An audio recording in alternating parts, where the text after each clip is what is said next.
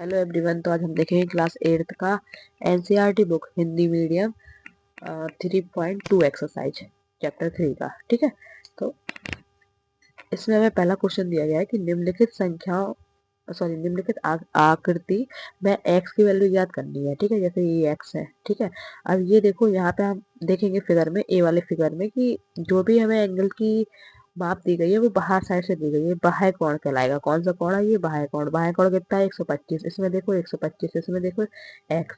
तो ये जो एक्स है इसको फाइंड करना। तो इसके लिए एक फॉर्मूला देखो, इसको सॉल्व कैसे करेंगे।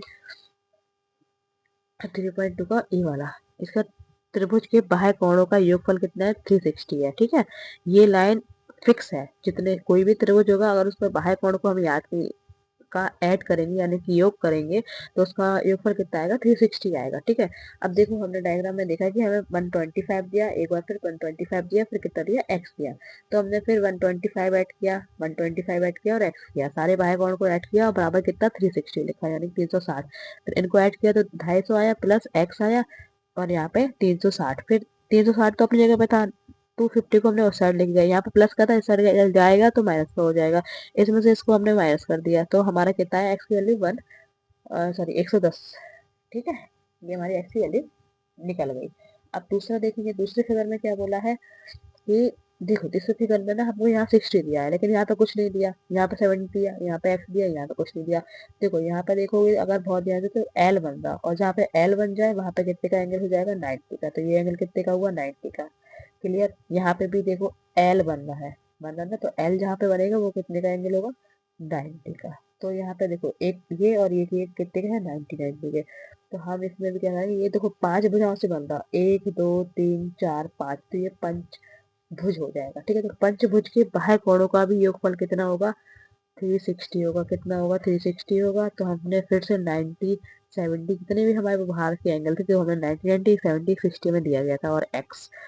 ठीक है, तो हमने 90 70 एक्स और 90 60 को सबको ऐड किया यानी कि जोड़ा और कितना लिखा? 360, क्योंकि सारे कोणों का योग फल बराबर कितना होता है?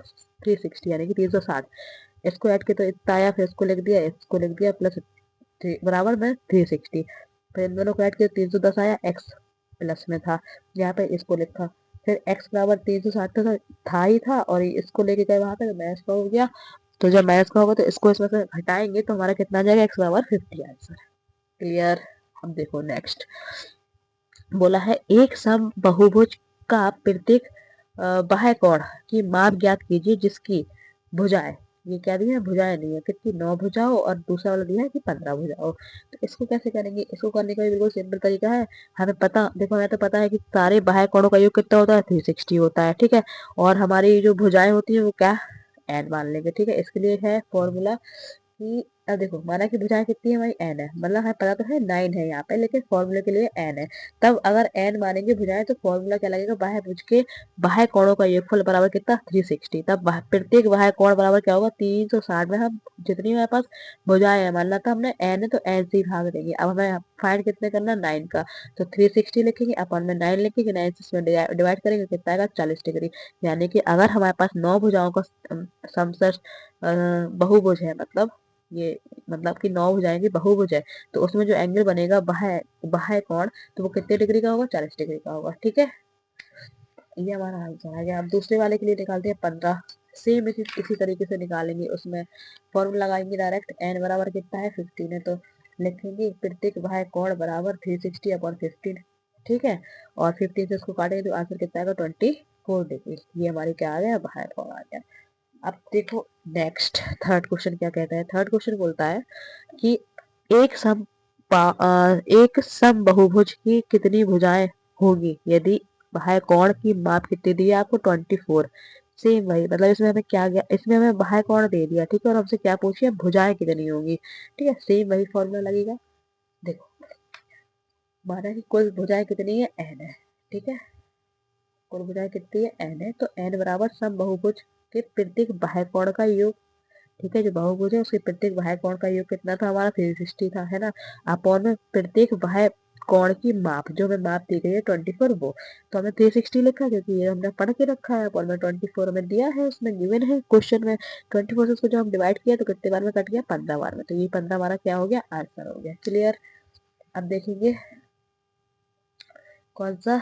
चौथा। एक सम बहुभुज की भुजाएं की संख्या ज्ञात कीजिए यदि इसका प्रत्येक अंतःकोण कितना है? 165 है। ठीक है, इसमें हमें क्या दिया है? अंतःकोण दिया है और हमें पढ़ा किसके लिए? फॉर्मूला बाह्य कोण के लिए। तो पहले हम बाह्य कोण निकाल लेंगे, ठीक है, उसके बाद हम इसकी भुजाएं ज्ञात कर लेंगे। ठीक, तो हमने क्या किया? माना कि प्रत्येक माना भुजाओं की संख्या कितनी है? n है, और प्रत्येक बाह्य कोण निकालने के लिए हम 180 में से अंतःकोण को घटा देते तो हमारा बाह्य कोण निकल आता। ठीक है, तो हमने फॉर्मूला लिख दिया भाई 180 माइनस प्रत्येक अंतःकोण। तो 180 लिखा, माइनस लगाया 165, इसको इसमें से घटाया तो आया 15। ठीक है, ये हमारा क्या निकल के आया? प्रत्येक बाह्य कोण। अब फॉर्मूला लगा देंगे हमें, क्योंकि भुजाएं ज्ञात करनी है सर। तो हमने n में लगाया सम बहुभुज के बाह्य कोणों का योग अपॉन में प्रत्येक बाह्य कोणों की माप। तो 360 थी इसकी, तो 360 लिखा। प्रत्येक की माप कितनी थी? 15 थी, 15 लिख दिया। इसको इससे काटा, जैसे ही हमने काटा तो हमारा 24 आंसर आ गया। क्लियर? ये हो गया चौथा क्वेश्चन। अब देखते हैं पांचवा। पांचवे में देखिए, पांचवे में बोला है कि दो पार्ट है, एक ए और एक बी। क्या ऐसा सम बहुभुज संभव है? कैसा? भाई जिसका प्रत्येक बाह्य कोण की माप 22 हो, मतलब इसकी बाह्य कोण की माप कितनी हो? 22 हो। क्या ऐसा संभव है? देखो देखते हैं। इसमें क्या है ना, अगर हमारा डिविजिबल हो जाता है पूरा पूरा, मतलब पूरा कट जाए, जैसे कि नंबर आ जाए 2 3 4 5 6 7 8 कुछ भी आ जाए तो ठीक है। अगर नंबर नियर पॉइंट में आ तो फिर नहीं है संभव। ठीक है, देखते हैं कैसे। देखो n बराबर हमने लगाया सम बहुभुज के प्रत्येक बाह्य कोणों की माप, और हमें जो हमें दिया है ना बाह्य कोणों का माप, वो तो हमें पता था कि सारे बाह्य कोणों का योगफल कितना होता है? 360। में वो लिख दिया। अपन में प्रत्येक बाह्य कोणों की माप कितनी दी है? इसमें दी है ना 22 दी है ना, वो लिखा 22। अब देखो 22 से इसमें डिवाइड दिया तो पूरा नहीं जाएगा, पूरा पूरा संख्या से डिविजिबल नहीं होगा। 16.3633, अब 36 ही आएगा। इसको देख लेना आप लोग, यही आएगा। ठीक है, तो इसलिए हमने यहाँ पे लिखा नहीं, क्योंकि 22 है ना, वो 360 से विभाज्य नहीं है। ठीक है, 360 को विभाज्य नहीं करता है, को विभाज्य नहीं, विभाज्य नहीं करता है। ठीक है, ये होगा। क्लियर? अब दूसरा पूछता है, क्या यह किसी समबाहु सॉरी क्या यह किसी समबहुभुज का अंतःकोण हो सकता है? मतलब ये बोला कि अब यही जो दिया है क्वेश्चन, ये क्या किसी भी समबहुभुज का अंतःकोण हो सकता है? देखते हैं भाई हो सकता है कि नहीं। तो प्रत्येक बाह्य कोण निकालने के लिए हम 180 में से प्रत्येक अंतःकोण घटाएंगे। ठीक है, ये तो फॉर्मूला हमने अभी पढ़ा है पीछे ही। तो हमने 180 में से 22 घटाया, कितना आया? 158 आया। अब n बराबर वही लिखेंगे, सम बहुभुज का प्रत्येक बाह्य कोण की योग अपने प्रत्येक बाह्य कोण की माप। तो n बराबर 360। ठीक है, इसको तो हमें पता है 360 आएगा, ये हमने निकाल लिया 158। इसको इसमें से जब डिवाइड होगा तो पूरा पूरा इसमें भी डिविजिबल नहीं होगा, तो नहीं, क्योंकि 158 से 360 विभाज्य नहीं है। ठीक है, क्लियर? अब देखते हैं आगे 6 वाला क्वेश्चन। 6 वाला क्वेश्चन क्या कहता है कि किसी समबहुभुज में कम से कम कितने अंश का अंतःकोण संभव है? ये इसमें क्या पूछा है? कितने अंश का अंतःकोण, अंतःकोण पूछा है हमसे। तो इसको कैसे निकालेंगे देखते हैं। देखो सबसे पहले तो हम लिखा कम से कम। कम से कम देखो, जब भी हमें कोई अगर समबहुभुज बनाना है तो समान भुजाओं से, सम मतलब समान, बहु मतलब भुजाएं, ठीक है, से ही बनेगा, है ना। आप देखो कम से कम 3 भुजा तो चाहिए, चाहिए ना, एक ट्रायंगल बनाने के लिए 3 भुजा चाहिए, और वो भी समान चाहिए। जब समान होंगी तो वो कौन सा हमारा त्रिभुज होता है? समबाहु त्रिभुज होता है। ठीक है, तो समान भुजाओं वाला कौन सा होगा? समबाहु त्रिभुज होगा, जिसकी साइड है कितनी है? n बराबर कितना आएगा? 3 आएगा। ठीक है, अब तीनों, अब मान लो हमने एक समबाहु त्रिभुज बनाया, इसका एंगल x है, x मतलब भुजाएं बराबर है तो उनका कोण भी बराबर होगा, तो कोण भी x x x लिया।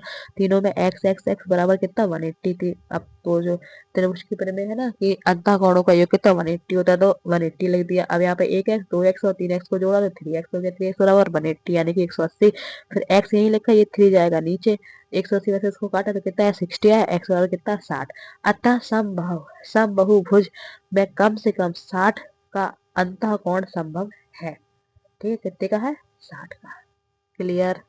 अब देखो चौथा ए सॉरी 6 का बी क्या कहता है, किसी सब बहुभुज में अधिक से अधिक कितने का अंश बाह्य कोण संभव है? मतलब अंतःकोण तो पता चल गया ना 60 का है, लेकिन बाह्य बाह्य कोण कितने का होगा? देखो इसमें कुछ नहीं करना है, हमें सिर्फ थ्योरी लिखनी है कि किसी समबाहु त्रिभुज में कम से कम 60 का अंतःकोण संभव है। अभी निकाला हमने ये सारी चीजें, है ना। इसलिए किसी भी बहुभुज समबाहुभुज में अधिक से अधिक बाह्य कोण कितना, 180 में से हम घटा देंगे। देखो हमने बाह्य कोण कैसे निकाले थे, अभी तक निकाला ना 180 में से अंतः कोण निकाल के, तो 180 में से हमने अंतः कोण निकाल दिया कितने का, 60 का। देखो कम से कम 60 का बना था ना, हमने यहाँ पे लिखा 60, हमने इसमें से घटाया तो कितना आया, 120, यानी कि 120 का संभव है। ठीक है, इसी क्वेश्चन के साथ हमारी एक्सरसाइज होती है फिनिश। 3B कंप्लीट हो गई। अब थ्री बी में मतलब 3-2 कंप्लीट हो गई। अब 3.3 करेंगे नेक्स्ट वीडियो में। आई होप आपको वीडियो अच्छी लगी है, तो वीडियो अच्छी लगी तो लाइक कीजिएगा, शेयर कीजिएगा, कमेंट कीजिएगा। Thank you.